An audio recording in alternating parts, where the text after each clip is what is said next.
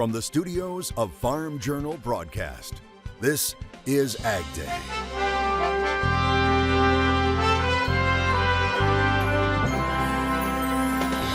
The sustainability triangle. How do we reduce the amount of nutrients that get into our environment?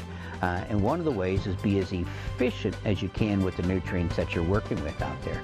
Why it doesn't have to be that complicated. Tackling trade with China. We can't just wait for China to change. Why the top U.S. trade negotiator says a new tact is needed. As drought persists. We're praying for rain. And alarming stories emerging about the lack of rain in many parts of the country and what that could mean for the future right now on AgDay. Good morning, I'm Clinton Griffiths. How dry is it in parts of the country right now? So dry that forecasters are calling one region a potential new dust bowl.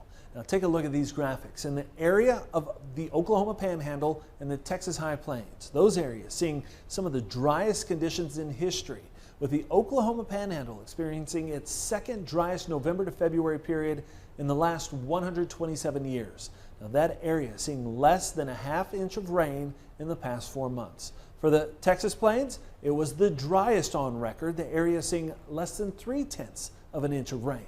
But the problems don't end there. Sort of lost in this whole Western drought story is the fact that over the last 3 decades, we have seen a lot of drought, a lot of wind, and a lot of temperature extremes across the central and southern Great Plains. In fact, there's a 5-state area, portions of 5 states, centered on the Oklahoma Panhandle, and obviously extending into New Mexico, Texas, southwestern Kansas, and southeastern Colorado, that some people are terming the new Dust Bowl location. And that is because of the preponderance of the drought, the wind, and the temperature swings, blowing dust, wildfires that we've seen. Farm Journal's Tyne Morgan joins us from our studios in Kansas City. And Tyne, farmers have been trying to grow winter wheat in these conditions all season long. What are they telling you? Well, Clinton, if soaring input prices weren't enough for this year, farmers in southeast Colorado are battling extremely dry conditions. So much so that one Colorado farmer says it may be too dry to even plant this year. Brian Brooks farms in the extreme southeast corner of Colorado, an area that's seen 0.4 of an inch of rain all year. We visited his farm this week, and he says winter wheat on dryland acres, it's pretty much non-existent this year.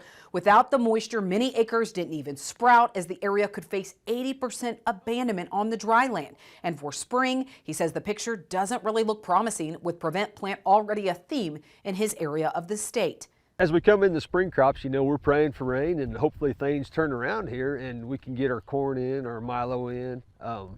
It's going to take quite a bit of moisture to get that done. If not, we're going to be looking at file a prevent plant, which that puts us another year off of non-cash, or puts a year off of no cash flow. You know, it makes a difficult situation. Clinton, let me paint the picture of just how dry it is. Brooks says they've had a couple wind events of 50 to 60 mile-per-hour winds, and once the winds finally die down, road graders actually have to go out and push the sand and the dirt off of the roads. He says it's similar to what others face after a blizzard with snow. The drifts are that high. Those dry conditions continue to fan the flames of wildfires, especially in Texas. 3 wildfires have now grown in Coryell County, Texas, merging together, creating what's called the Crittenberg Complex Fire. Texas A&M Forest Service reporting more than 120 wildfires are burning across the state. Texas governor has issued a disaster declaration for 16 counties impacted by wildfires. Meteorologist Matt Yurosavik joining us. And Matt, all that dryness is now showing up in the latest root zone moisture map. Yeah, that's right, Clinton. We've got a lot of dryness on this map. It's showing up really out west where it has the past couple of months, but we're also slowly starting to see places in the deep south over near the Tennessee Valley and even down towards the end of the Mississippi there, the Gulf Coast, starting to dry out from those very wet conditions over the past month or two, and then more dryness from southern parts of Florida all the way up the East Coast through the Carolinas and into the mid-Atlantic states as well, and that's something we'll continue to watch. We've also taken a look here at more rain in the east. That severe threat has slid over towards the East Coast, and you can see that line of storms right there sliding off the East Coast by Thursday evening.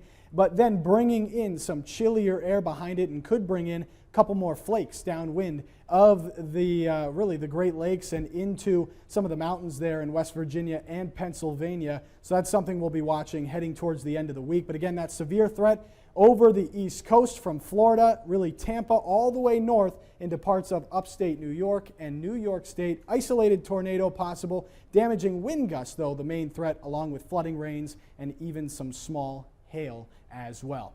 And here's the scene right now in one of those areas battling those dry conditions. Blake O'Hare snapping this photo in Clovis, New Mexico. Blake saying he might have slightly overestimated his cover crop's ability to hold the ground. It definitely crosses your mind when you see something like this coming your way. I'll have more on your forecast coming up. The U.S. Trade Representative says discussions with China have been unduly difficult and that it's time to turn the page on the old playbook. Catherine Tai testifying before the House Ways and Means Committee, telling lawmakers that talks last year with Beijing failed to produce results. But we can't just wait for China to change. We have right now tariffs on over $300 or $400 billion worth of Chinese imports. That has not incentivized China to change. And so what we need to do is continuing our efforts to create pressure for China to change. We need to start doing things on our side, and that's the development of tools, that is the investments, that's the reshoring and the rebuilding of our manufacturing base. That is the plan that we need to pursue going forward. Beijing has called on the U.S. to cancel tariffs and lift sanctions in an effort to improve relations. In China, an ongoing COVID lockdown in Shanghai is pushing some people to their breaking points. Chinese social media showing people shoulder to shoulder, pushing to get vegetables, panicked shoppers stocking up ahead of a citywide lockdown. Right now, some 25 million people are confined to their homes. The latest surge in COVID cases is China's worst outbreak since Wuhan 2 years ago. Another herbicide tool getting the green light, EPA approving the use of Enlist 1 and Enlist Duo in 134 additional counties for this year. Agency says it conducted a thorough review of a proposed label amendment from Corteva. The products can now be used in all counties of Arkansas, Kansas, Minnesota, Missouri, Nebraska, Ohio, Oklahoma, and South Dakota. Texas also has new counties on the approved list as well. Just 2 months ago, EPA issued a 7-year registration for the products with a provision restricting use where counties have federally threatened or endangered species. Now, the agency says with new analysis and label requirements, it believes the products will not jeopardize habitats or listed species. Ag Day is brought to you by Firestone Ag. Harvey Firestone invented the first pneumatic farm tire, forever changing what it means to farm hard. Visit firestoneag.com to learn more about this history and tire solutions for today. The buzzwords are everywhere: sustainability, conservation, carbon footprints, and climate-smart agriculture. But what does it mean in reality? Farm Journal field agronomist Ken Ferry says farming in what he calls a sustainability triangle isn't as complicated as it sounds. Farming looks different in every corner of the country, but being a good land steward comes with some consistency. What we call the sustainable triangle is kind of an overlapping of different environments. And of course, every farm has a natural environment, and that's going to be the climate, the weather, where of course you live is going to be a big part of that. But the amount of rainfall you get, the snow, the frost, all that comes into the natural environment. The natural environment is one corner of the triangle. The physical environment is another. And the physical environment is where you're farming in each field, each zone within the field. Is it sand? Is it clay? Is it well drained? Is it irrigated? Is it tiled? And then there's the human environment. Of course, that involves finance as far as how much revenue we need to generate from the farm. It talks about thinking about the equipment, the manpower that you have, the ability, the skills. It also includes things like government regulations and incentives to perform certain practices. Ultimately, all three areas work together, and where they overlap is a farm's sustainable return on investment. So you may have a plan made out on how you're going to put the year together, and then we have a drought or we have a monsoon. You're going to have to make changes in your human portion of that to make sure that you can mitigate risks that are going to come with the weather in your particular field environments that are out there. This year, for instance, challenges are coming from input costs as farmers seek to balance expenses with managing the physical environment. Because of the cost, we need to use less, but we need to get the same or more out of it. Those same efficiencies, though, play well into nutrient reduction, as most of the nations being called on trying to look at our nutrient reduction loss strategies. How do we reduce the amount of nutrients that get into our environment? And one of the ways is be as efficient as you can with the nutrients that you're working with out there. Utilizing things like the 4 R's, the right rate, right product, right time, and right placement, can benefit the environment and the bottom line. We can reduce some of our inputs, which will help us out financially by being more efficient with our timing and placement, but it's going to add labor to the picture and it's going to add machinery to the picture. Things to consider when moving fall nitrogen applications to spring or even splitting up applications to improve efficiency and reduce the opportunity of nutrient loss. Every time we break a nitrogen application, we pick up somewhere around 10% efficiency. So if we break it up a series of times, we can reduce the amount of actual product that we put on out there to reduce our cost as far as the product goes and reduce our potential for pollution. But if a farm hasn't implemented things like no-till, strip-till, or cover crops before, it's important to get experience first. My recommendation is you look at the nutrient reduction loss strategy. I do believe, for instance, no-till, strip-till, and cover crops are going to be part of it, meaning that they're going to be a big part of it probably. Whether you agree with it or not, you need to figure out what the ROI of those practices are on your operation. Ultimately, working to balance the cost of conservation across the entire Sustainable Triangle. You can read more about the Sustainable Triangle at agweb.com. Well, up next, markets reversed on Wednesday. We'll have an update. And later, Bill Gates says rich nations should move to 100% synthetic beef. Hear NCBA's response.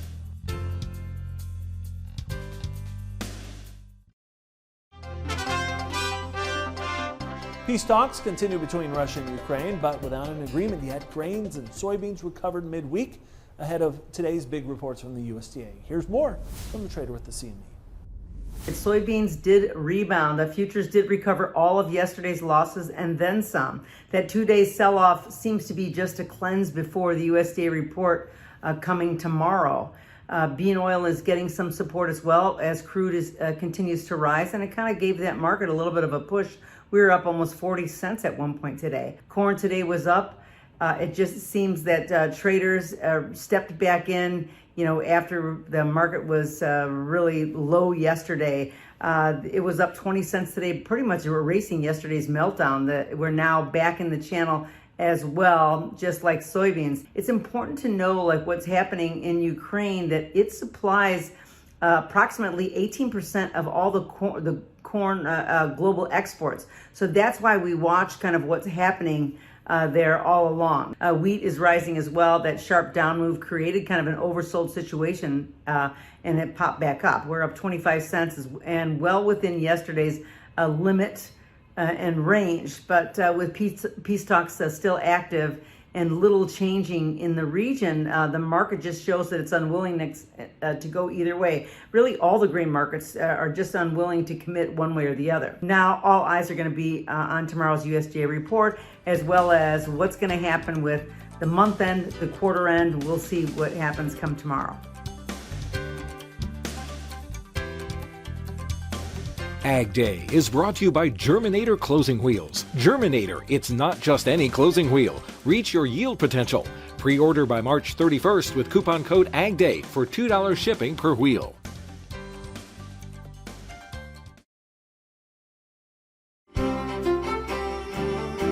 Ag Day weather is brought to you by Zoetis. Even though calves don't wait for perfect weather to arrive, you can count on Zoetis to be there. Share a picture of your newest calf and you could win a calving season survival kit. Enter now at calvingseason.com. Meteorologist Matt Yurosavik joining us here, taking a look at really where the severe weather threat is for today. Yeah, and we saw it towards Dixie Alley on Wednesday, but that's moved eastward along with that system all the way up and down the East Coast, really from Tampa all the way into upstate New York. And you can see that severe weather threat outlined here in yellow. Only a few severe storms as we saw yesterday with a bunch of those, especially across the Mississippi Valley there. But as this storm moving east, it's kind of stringing itself out. A couple of severe storms, mainly with some of those stronger wind gusts as we head east of the Appalachian Mountains and eventually off of the coast. And that whole storm system will be exiting by the evening. So here's a look at what that looks like on our national map. We've got high pressure in behind it, only a couple of lighter snow showers in the higher elevations there. Still some snow on the backside of this system, which is now all the way into northern parts of Michigan. But again, that cold front expansive all the way down into the Gulf, and you can see those thunderstorms out ahead of that front. Still pumping in a lot of the warm air, but as that cold front advances, the cooler air comes in behind it, and that severe threat exits by the evening, just leaving a couple of those storms down into central parts of Florida as that storm system exits. The good news is behind this system, just a few of those lake effect kind of snow showers coming downwind of the lakes. High pressure moves in, things quiet down at least for the first half of the weekend as we head through the day on Friday, and then we'll start to get a little bit more active as we head into next week. So here's a look at the precipitation over the next 10 days, and it starts out mostly quiet in the east, but then we bring in another storm system which looks like it could produce a lot of rain, especially from parts of Kansas and Oklahoma, even down into Texas and all the way on to the east. Same thing we've been talking about for the past couple of weeks. So more active, especially towards the end of that 10-day period. Cooler air coming in behind this storm system, and again, temperatures likely still in the 40s and low 50s for some, 30s into interior parts of New England. Meanwhile, staying very mild down towards the south, and that's because of this jet stream pattern. Our one system's getting on out of here, a very zonal pattern, keeping things pretty quiet, but then again, it becomes more active as we head through next week. That's a look around the country. Now let's take a look at the weather where you live. Wellsboro, Pennsylvania, showers with a few thunderstorms, a high of 64 degrees. Appleton, Wisconsin, chilly with rain and snow showers, a high of 36. And 71 degrees in Globe, Arizona, with clouds clearing. More cattle are headed to feedlots. We've got the latest numbers next. And later, a heart-healthy idea that requires a simple diet adjustment just twice a week. We'll explain in the country.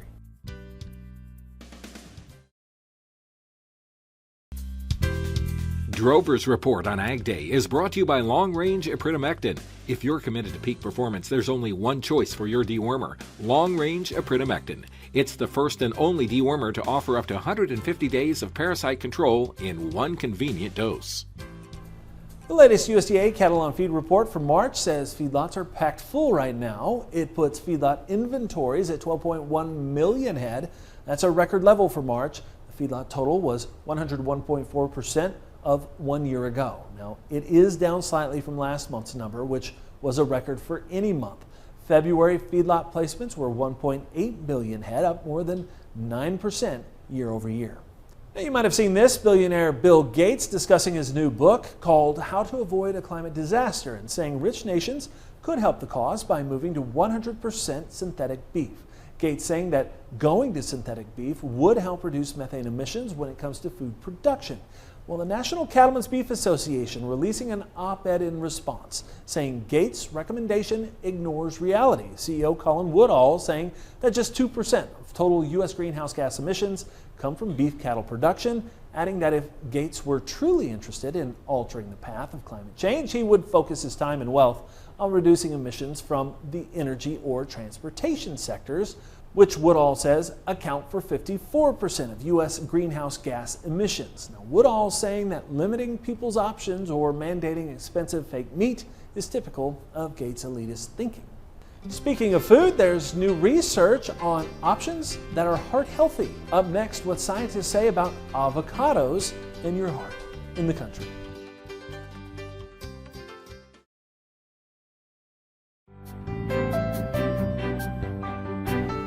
You might want to spread a little more avocado on your morning toast. A new report says avocados are great for heart health.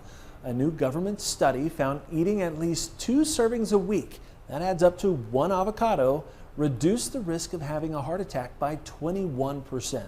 And the study says eating avocado instead of eggs, yogurt, cheese, margarine, butter, or processed meats like bacon was especially beneficial. Those experts say anything you can do to improve your heart health is a step in the right direction. Now, the CDC says heart disease takes a life every 36 seconds. And that's all the time we have this morning. From all of us here at AgDay, I'm Clinton Griffiths. Have a great day out on the farm.